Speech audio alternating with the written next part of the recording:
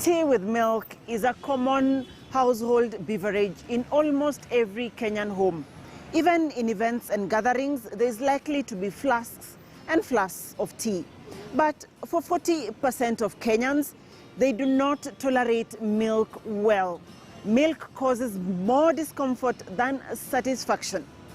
On this episode of Health Digest, we let you know what this lactose intolerance is and take you to the heart of the new KCC factory where lactose-free milk is produced for this group of Kenyans.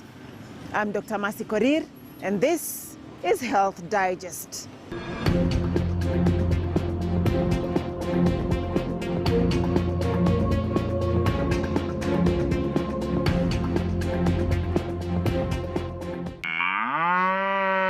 In a land that boasts of agriculture, plenty of dairy cows, and admirable farm produce, good nutrition might be inevitable. However, for some, the products that are produced eventually might be their undoing, like is the case with Ruth Kamau, who stopped taking milk when her gut could not just handle it. I grew up in Nakuru and we had some cows, so that is where my journey with milk started. But when I was 28 years old, when I was pregnant with my first child, I had this craving for milk. That means I could take milk every day. That's when I realized that every time I could take milk, I had this cramping, stomach pains, and bloating, and a lot of gas. And I realized that it wasn't normal. First, I thought it was because of the pregnancy, but I had to stop taking the milk. It was an unusual experience for Ruth, and after a while, she sought a professional opinion. The doctor examined me. He asked some questions.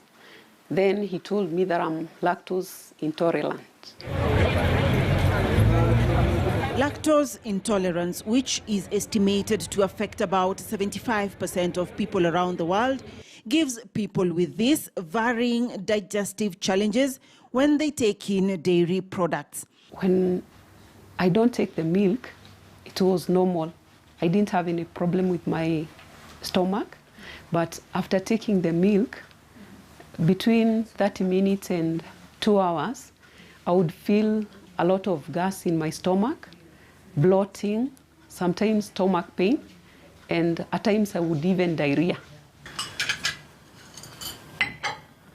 In some cases, lactose intolerance can be a rare genetic condition that runs in families, meaning that the affected children produce very little or no lactase, the enzyme that breaks down lactose to the simple sugars of glucose and galactose that gets absorbed into the bloodstream. Luckily, the condition has not been passed down to Ruth's children. It meant that I would not take milk anymore. And if I had to take, I would experience those problems.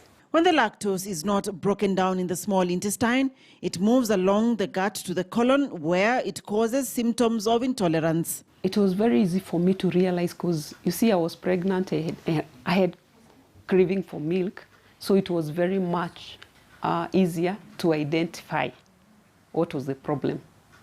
But at first I thought it was an allergy. Affected individuals have a difficulty in digesting fresh milk, but can eat certain other dairy products, such as cheese or yogurt, without much discomfort. Despite the condition being common across the world, many do not understand what it is and how to manage it.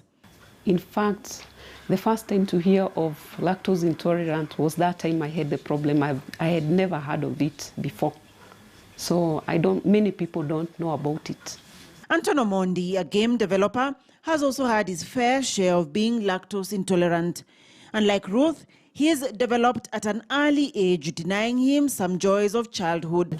The only issue was the milk part.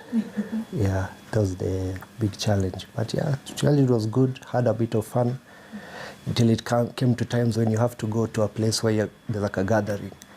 You have to do something like tea, or like when you go in December to visit your show and they come with a bucket of milk. You have to drink, and then you're like, I'm fine, you know. But then when you don't realize that you can't drink it because of what happens when I used to drink it, I used to have stomach issues. Dairy products are highly nutritious and are a big source of proteins, calcium and vitamins. Studies show that including dairy in one's diet causes higher bone mineral density for stronger bones. Yeah, just basically you wake up in the morning, you can have your breakfast, do a strungi, have it with a slice of bread, keep it simple, and you're off to school. Of course, you skip the milk which was given at the time, but and then you come back home as well, do some juice or something like that.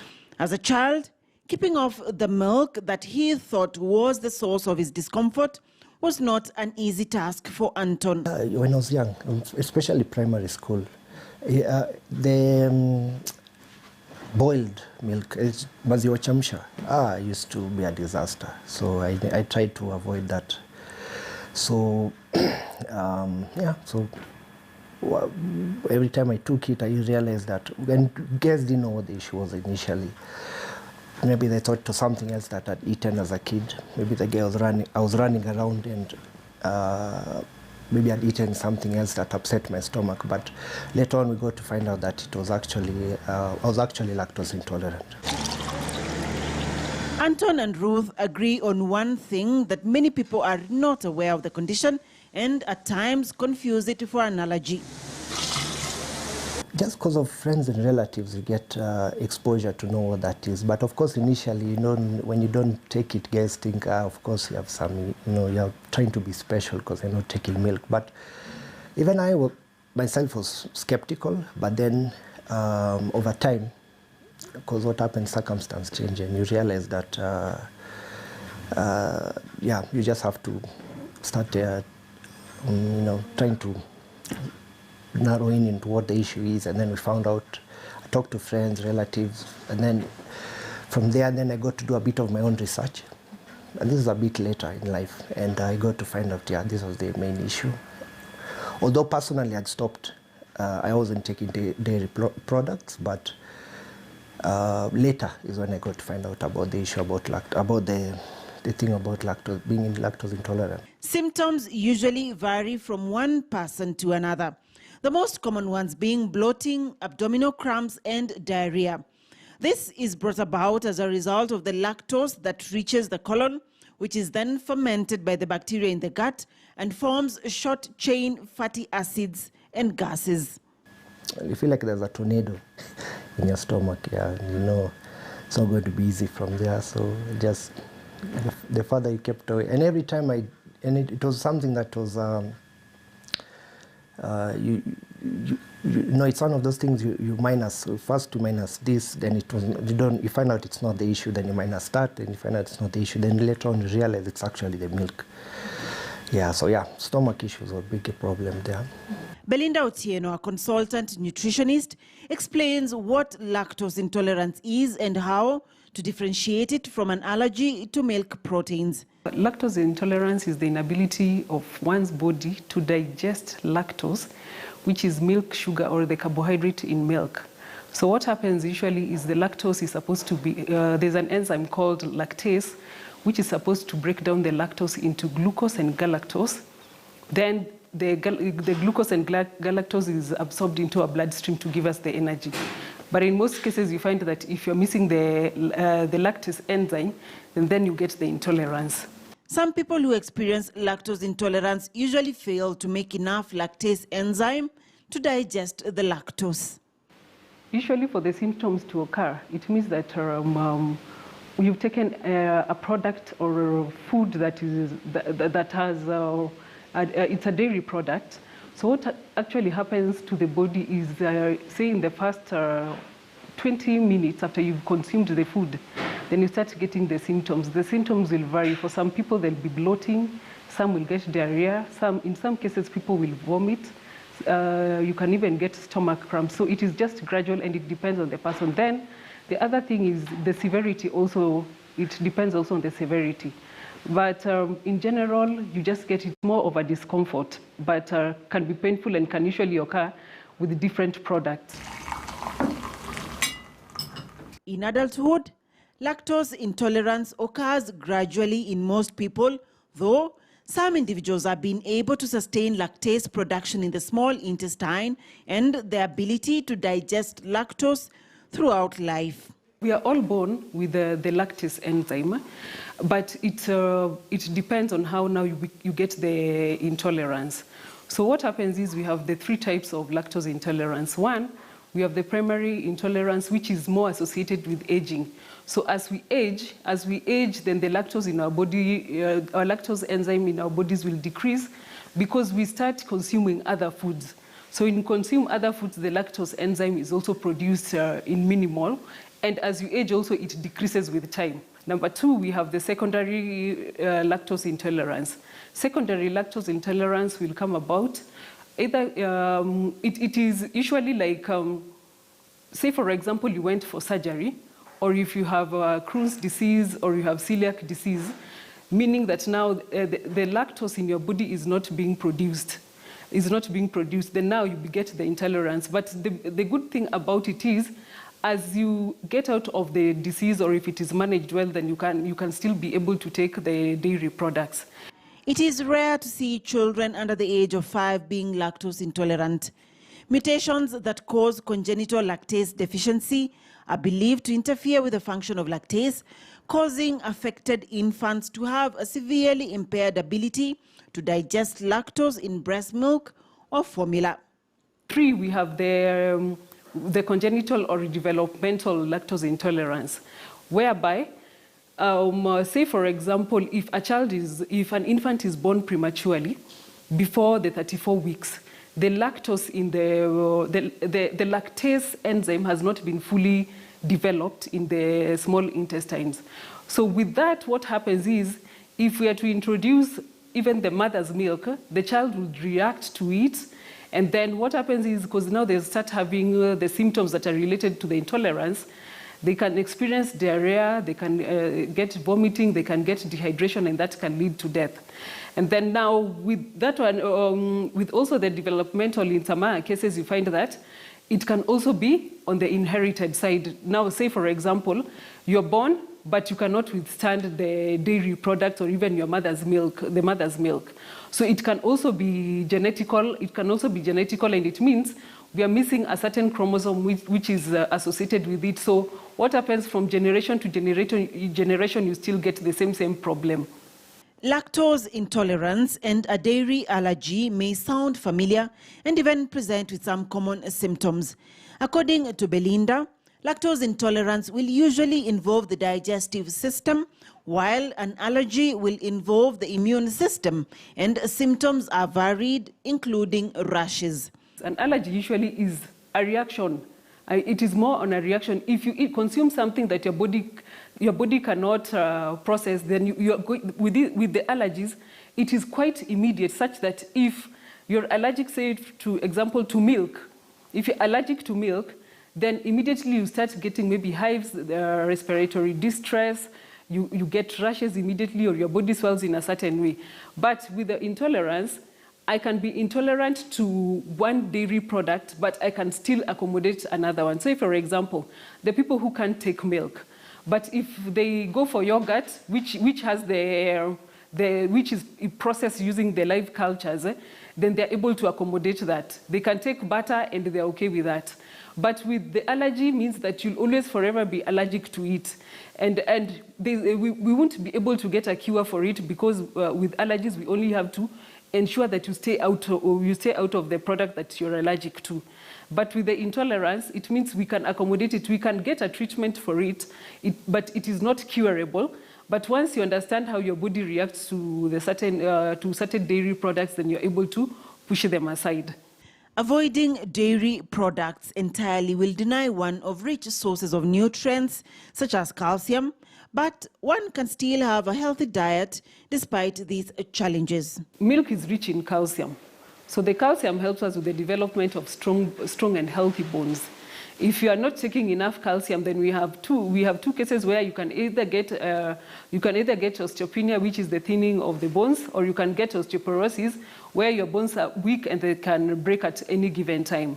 So if you're looking at rich sources of getting the calcium, if your body cannot accommodate milk or the dairy products, then it simply means that we look for other sources which you can get from sardines, or commonly known as omena. You can eat your spinach, you can eat your broccoli, you can go for the soya beans, you can go for almond milk. You can look at other products which your body can accommodate, but they're still also rich in calcium. The first thing that I usually advise my clients is very simple. You have to try it. You have to mix. You stir it in other foods. So you cannot take the milk alone. You know, if you take it alone on its own, then the bioavailability of the lactose is more in the body directly. But you can take the milk with your meals, and then you have you try it first. You mix it with other foods, and then if you want to take it, you spoon it, meaning if I wanted to eat my ice cream, I'll only have a spoon of it and wait and understand on my body, because you don't need to take it in big quantities. So out of that, you'll be able to distinguish what works for you and what doesn't work for you, because I might be intolerant to milk, but I can take butter. Nixon Sigei is the new KCC Managing Director, and he says that the journey towards providing the lactose-free milk for the 40% of Kenyans who are lactose intolerant is one that they are proud of. This is a process that has taken us a period of almost 3 years, that we've been doing research on this to provide a solution to this market segment. And we've partnered with leading global dairy companies that have over 20 years experience, or they are the world leading companies that are doing lactose-free, and leading packaging and food processing companies that would give us the solutions to be able to provide a product that it would be comfortable or convenient for the lactose intolerance group.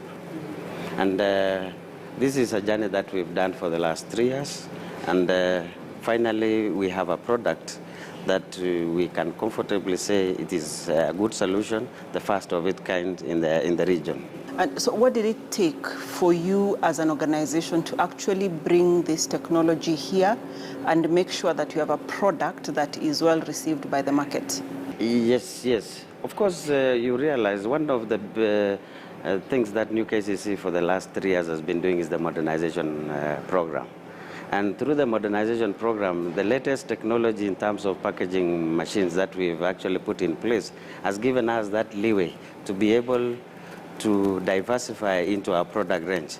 And one of the biggest innovation, the latest innovation that we have come through the modernization journey is actually the lactose-free milk, with a partnership with the leading packaging company, which has been a partner with us for a long time. What is important that the consumers must understand is New KCC is working with over 80,000 farmers around the country, in all our networks around the country, who are supplying milk to us, where we process into dairy different products. And now with this innovation and with the latest technology in processing that we put in place, this has given us another opening to serve our valued stakeholder better, and even give value to them with the new innovations that KCC is doing. This particular milk addresses the issue of lactose intolerance, but then we have people who are worried about the level of fat in the milk. Is it low fat? Is it no fat at all? Does this milk address also those concerns, or is there anything that would address such kind of concerns? I think the most important thing is to understand that what we are trying to do is to digest the lactose outside the system, and we've put in place that ability. We are digesting in our processing the lactose, and that is the most important thing. This milk is coming to you when the lactose has already been digested for you. So those people who have low levels or low levels of lactase and no levels at all, that is the process we have done at the factory for them. What we've done is we've actually availed this product in long life products, and usually we have it in 1 liter, good, convenient for a family. We also have in the small pack of 250 ml. We also have it in the 500 pocket-friendly 500 ml pack. And all these are long life, so they don't need to worry about refrigeration, because this is a long life product, estimated to take about 6 months. There's a lot of excitement. Many Kenyans who have been suffering in silence are now embracing the product. There's a good reception, and we believe this is a product for the future. If you go to Europe and the rest of the world, most of the products are actually lactose-free. And I know this is a product for the future.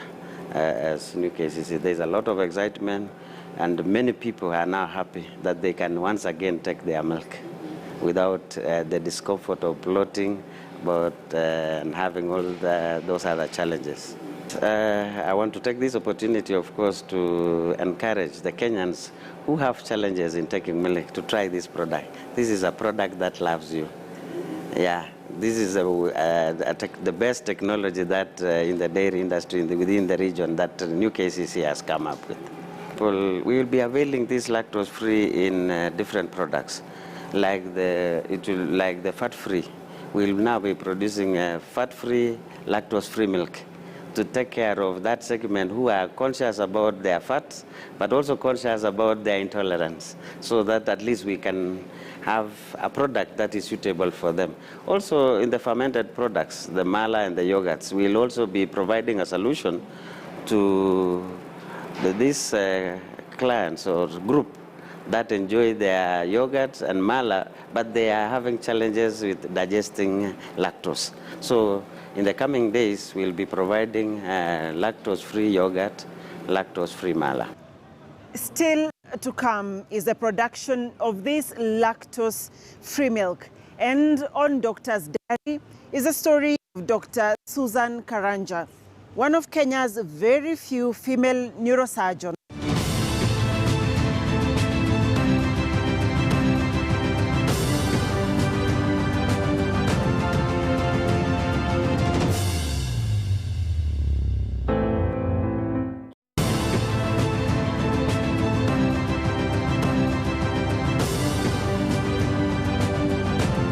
You are watching Health Digest, brought to you